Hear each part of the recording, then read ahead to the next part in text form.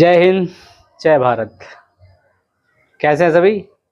आशा करते हैं सभी अच्छे से अपने टाइम को स्पेंड कर रहे होंगे, अच्छे कामों में यूज़ कर रहे होंगे। मैं ऐसा आशा करता हूँ। बाकी आपको देखना है आप कैसे यूज़ कर रहे होंगे। तो आज हम पास्ट टेंस के बारे में बात करते हैं।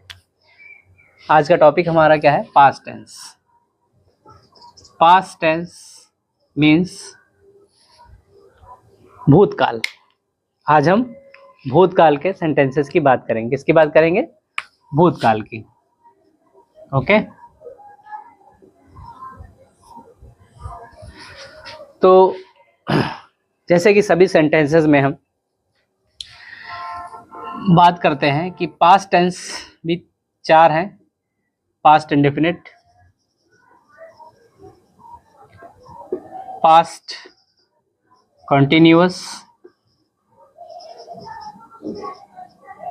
Past perfect and past perfect continuous tense. तो इन सब के बारे में एक बात कॉमन है कि सभी भूतकाल हैं।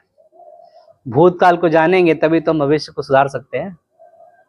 If we know our past, then we can change our future. In present, we can change our future by knowing past in present. Now, so what is important? To know past. Clear? तो first of all, past indefinite tense के बारे में बात करते हैं. What past indefinite tense? तो past indefinite tense में सर्वप्रथम हम बात करेंगे. First of all, we know that what is identity and what is the identity of past indefinite tense, that is past indefinite tense. Clear? तो past indefinite tense की पहचान क्या है? ता, था, ती, थे, ते, थे। पास्ट की पहचान ये सब में था होगा, चला गया था, इस तरह से हम पहचान समझ सकते हैं कि वो पास्ट होगा। ठीक है। और पॉइंट ऑफ टाइम गिवन है तो वो पास्ट में होगा। वह 9 बजे चला गया। It means it is the sentence of past, not present perfect. Clear? अगर मैंने कह दिया 9 बजे चला गया था, इट मीन्स वो पास्ट का हो गया। अगर मैं कह देता वह चला गया है, देन इट इज परफेक्ट। वह चला गया है, it is past present perfect tense. Clear? But अगर मैं कहता 9 बजे गया है तो it definitely tells you that the incident happened earlier in past, that is past tense. Okay, now identity अगर हम इससे बात करें तो वर्ब की सेकेंड फॉर्म होती है। इंग्लिश में अगर बात करें, वर्ब अगर कोई भी सेंटेंस आपको गिवन है और उसमें कैसे आइडेंटिफाई करेंगे कि वो पास्ट का है, प्रेजेंट का है या फ्यूचर का है, तो वर्ब की सेकेंड फॉर्म होगी तो हमें पता चल जाएगा कि पास्ट इंडेफिनिट टेंस है। वर्ब की सेकेंड फॉर्म होगी। और अगर निगेटिव है तो डिड होगा, क्वेश्चन वर्ड है तब भी डिड होगा। ठीक है, क्लियर? तो डिड होगा या वर्ब की सेकेंड होगी, क्योंकि डिड भी क्या है? सेकेंड फॉर्म ऑफ डू है। Do, did and done. Clear? That's how we know that कि what is the identity of past indefinite tense. Clear guys? और अगर हिंदी का सेंटेंस कोई गिवन है तो उसमें क्या होगा?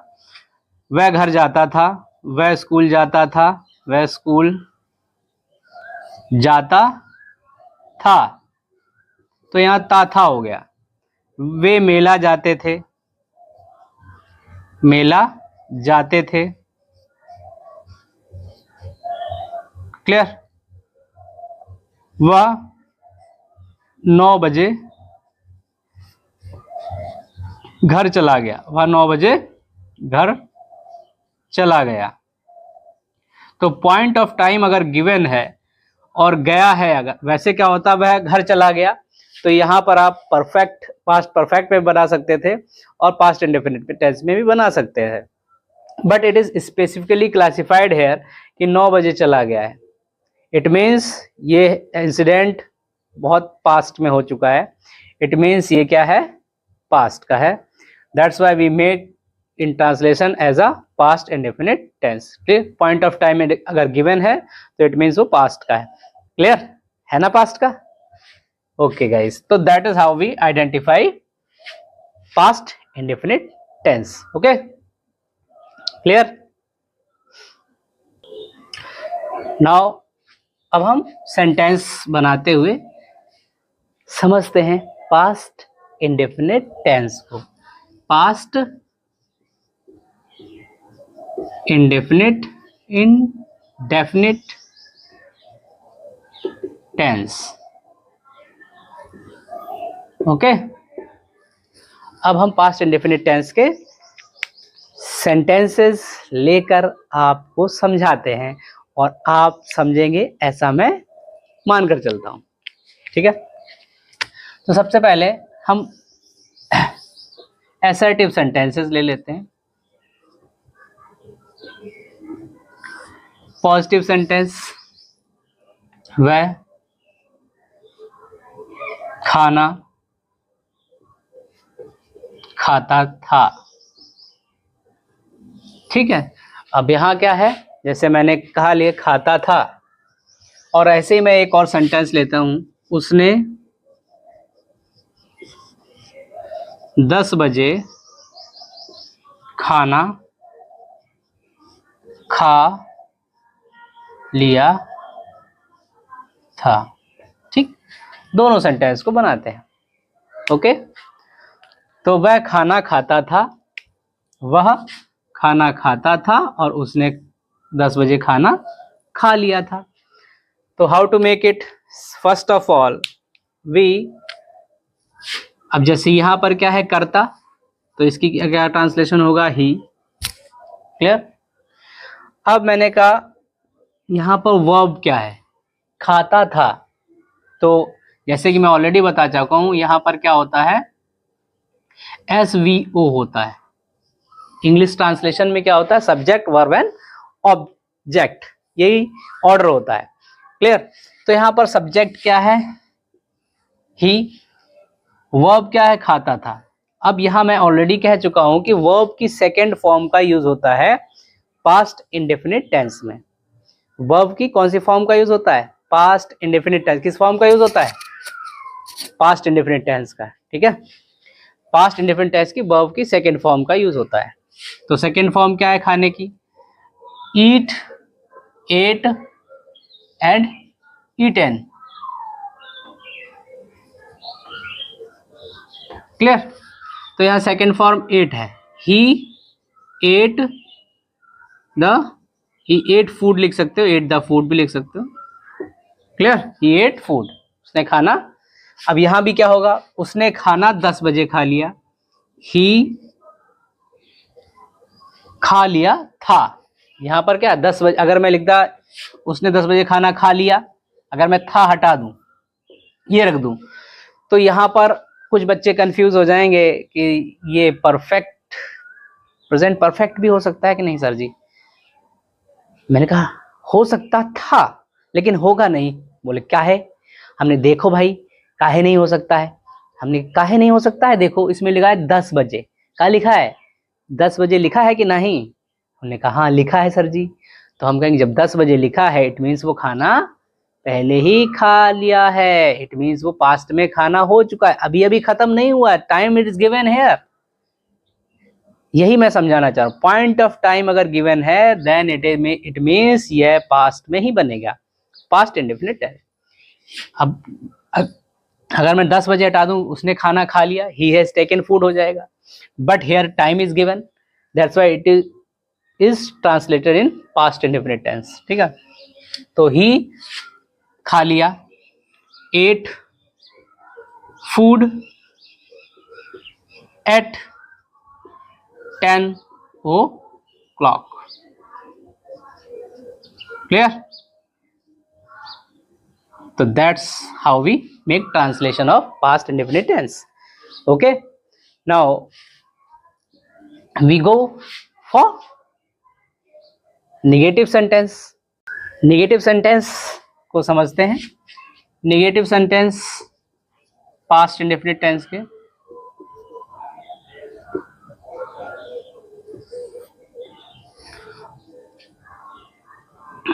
वह स्कूल नहीं जाता था।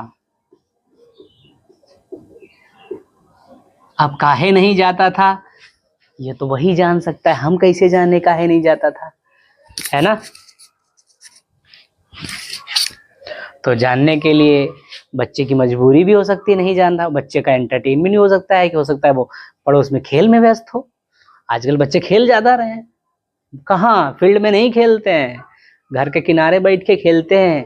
काहे में, मोबाइल में, सारे मोबाइल में ही खेल रहे हैं आजकल। फिजिकली फिट नहीं है बच्चे, काहे काहे सारे मोबाइल में खेल रहे हैं। उंगलियां फिट हो रही हैं उनकी, घिस रही हैं, लेकिन फिजिकली फिट नहीं हो पा रहे हैं। उसका कारण आप समझ गए होंगे, फौजी बन रहे हैं। काहे के, रियल के फौजी तो बन नहीं पाएंगे, तो क्या करें, मोबाइल के फ्री फायर में फौजी बन जाते हैं, कभी पबजी में फौजी बन जाते हैं। रियल फौजी बनने के लिए मेहनत करनी पड़ेगी, फिजिकल फिटनेस पे ध्यान देना पड़ेगा, वो होगा नहीं, है ना।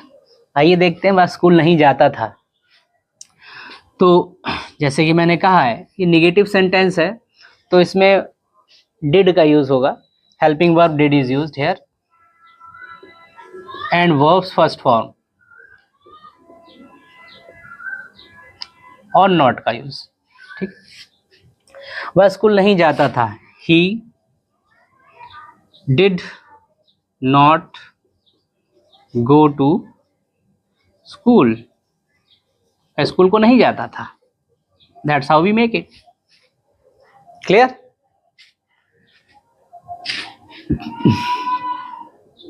अब हम बात करते हैं पास्ट के इंट्रोगेटिव सेंटेंस की। रूल्स सबके एक साथ लिखा देंगे, ठीक है। रूल्स पे फोकस कम करिएगा, आप एक बुक लीजिएगा, उससे ट्रांसलेशन करिएगा, सब कुछ मिल जाएगा, ठीक है।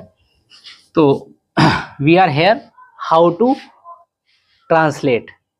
कुछ पहचान्स मैं आपको दूंगा, कुछ तरीके मैं आपको दूंगा, जिससे कि आप ट्रांसलेशन आसानी से कर सकें, ठीक है।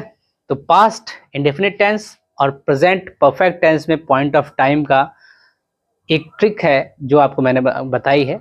That is how we identify कि ये प्रेजेंट परफेक्ट का है या पास्ट इंडेफिनिट का है। क्लियर।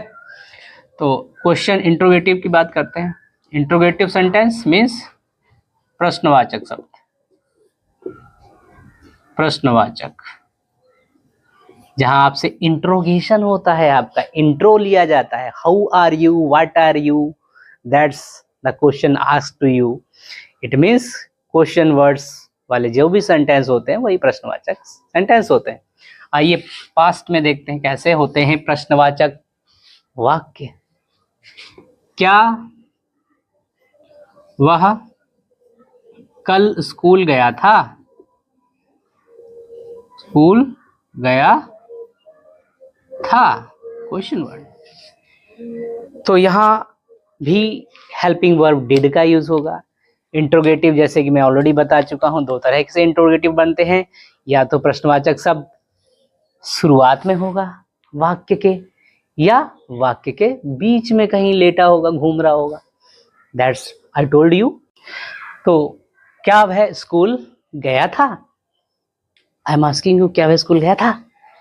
अरे गुरुजी नहीं गए तो काहे, अरे वो खेल रहो तो वहां खेत पर भाग गो तो स्कूल नहीं आया तो।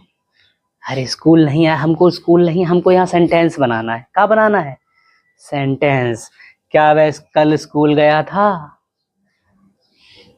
डिड, यहां हेल्पिंग वर्ब डिड का यूज होगा। डिड ही, यहां वर्ब की फर्स्ट फॉर्म का यूज होगा, चाहे इंट्रोगेटिव मेन वर्ब की फर्स्ट फॉर्म का यूज होगा, चाहे इंट्रोगेटिव हो चाहे आपका निगेटिव सेंटेंस हो, उन दोनों ही केस में वो मेन वर्ब की फर्स्ट फॉर्म का यूज होगा। क्लियर। कौन सी फॉर्म का, मेन वर्ब की फर्स्ट फॉर्म का होगा, और हेल्पिंग वर्ब डिड का यूज होगा। नोट इट डाउन, ओके, दिमाग में रखना, फिसल ना जाए। डिड ही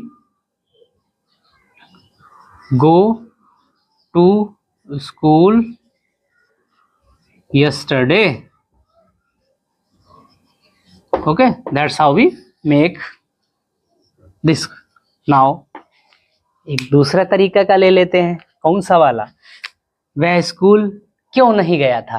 वह स्कूल क्यों नहीं गया था?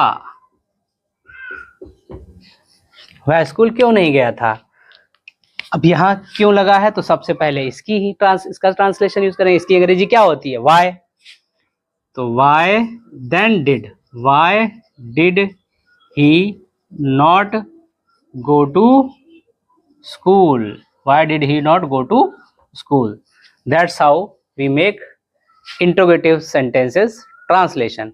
ओके गाइस, अब हम इसको एक साथ समेशन करके लिख देते हैं, है ना? उनके रूल भी लिख देते हैं। That's how you want to know that. Okay, आइए तो पास्ट इंडेफिनिट टेंस के रूल्स वन बाय वन देखते हैं। फर्स्ट, पहले क्या होता है? असर्टिव।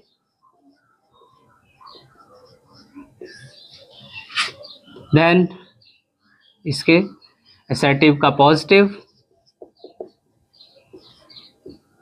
असर्टिव का नेगेटिव एंड इंट्रोगेटिव।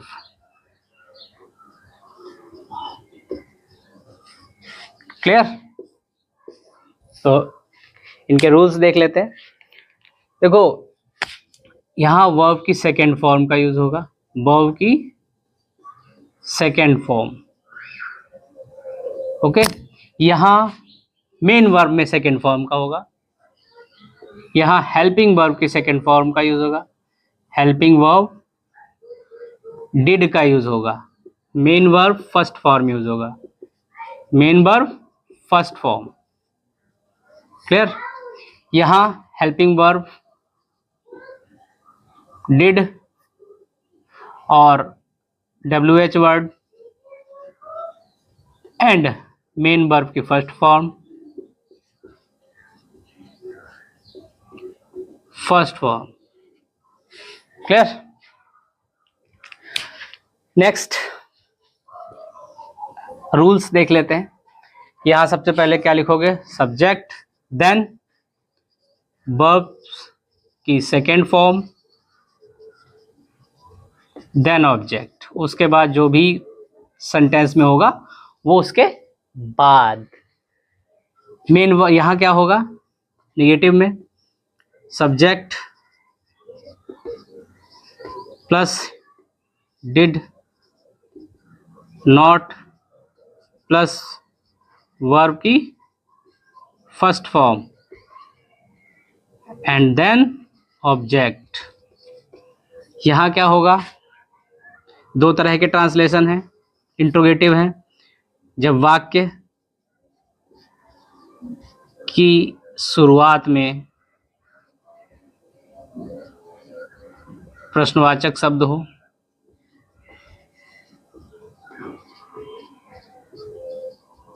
और दूसरा है वाक्य के बीच में प्रश्नवाचक हो। प्रश्नवाचक शब्द हो। तो दो तरह के होते हैं, है ना? ये तो हमने ऑलरेडी सीख चुके हैं। आई थिंक आपको समझ में आ चुका होगा। नहीं आया तो यहाँ समझ में आ जाएगा कि तो यहाँ पर रूल्स क्या होगा? वाक्य की शुरुआत में होगा तो डिड का यूज करेंगे हम, देन हम सब्जेक्ट का यूज करेंगे, देन हम नॉट का यूज करेंगे अगर निगेटिव है तो। ओके, नॉट का यूज कब करेंगे? जब निगेटिव होगा। सब्जेक्ट निगेटिव, देन वर्ब की फर्स्ट फॉर्म। कौन सी फॉर्म बाबू यूज होगी? First form. देन क्या यूज होगा? क्या यूज होगा? ऑब्जेक्ट। समझे बाबू? ये होगा इसका रूल। इस वाले का रूल क्या होगा? WH वर्ड, देन डिड का use helping verb, then subject, then अगर निगेटिव है नॉट यूज करें, अगर नहीं है तो स्किप कर दें। वर्ब की first form, or then object. That's the rules I have given to you, and you should apply it in your translation and perfectly you can manage it.